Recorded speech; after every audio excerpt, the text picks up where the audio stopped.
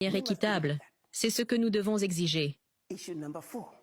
Le quatrième problème des racines, les politiques commerciales internationales. Vous voyez, le continent possède encore 80% de ses ressources naturelles. L'Afrique est le continent où le reste du monde se tourne pour ses besoins. L'or, check. Les diamants, check. Le pétrole, check. Le cobalt, check. La liste continue. Tout est dans notre bien-aimée Afrique. Et le monde en veut. Le monde veut nos ressources naturelles. Voici le problème. En remontant à la conférence de Berlin, les politiques commerciales internationales rendent très difficile pour les pays africains d'ajouter de la valeur à nos ressources naturelles. Ainsi, comme nous le voyons aujourd'hui, la majorité des ressources naturelles qui sortent d'Afrique quittent le continent sans valeur ajoutée. Vous êtes-vous déjà demandé pourquoi plus de 65% des fèves de cacao mondiales viennent d'Afrique de l'Ouest? Et pourtant, ce n'est que récemment, au cours des dernières années, que nous avons commencé à voir quelques usines fabriquant des tablettes de chocolat. Tout cela faisait partie du plan. C'est grâce aux politiques commerciales injustes.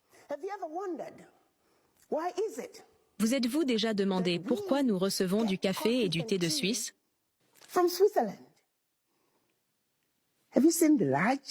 Avez-vous vu les vastes champs de café en Suisse? Une grande partie de cela provient de notre bien-aimé continent, de l'Afrique de l'Est. Pourquoi ne remettons-nous pas en question les grandes quantités de café et de thé qui sortent de certains pays, alors qu'ils ne cultivent pas autant de café ni de thé dans leur propre pays? Pourquoi ces pays sont-ils autorisés à s'en sortir en réétiquetant les produits africains comme étant les leurs? Tout cela fait partie du plan.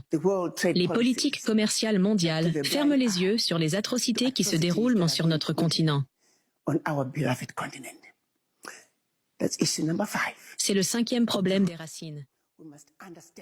Nous devons comprendre les politiques commerciales internationales et comment elles empêchent les Africains de créer les emplois tant nécessaires sur notre bien-aimé continent.